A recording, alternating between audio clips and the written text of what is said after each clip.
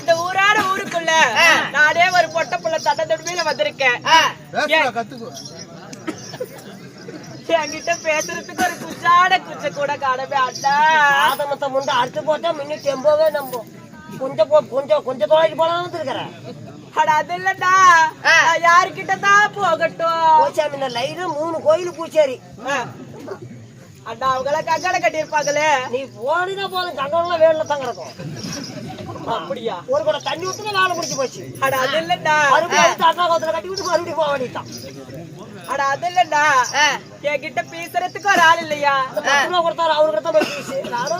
என்னத்தடா பாலு ஏய் சொல்றா. மாதே கோயில் அளவு கொத்த மாதிரி நின்றுக்கிற சொல்றேன். நீ பழகிக்குவ. அட அது இல்லடா, என்கிட்ட பேசுறதுக்கு ஒரு ஆள் இல்லையா?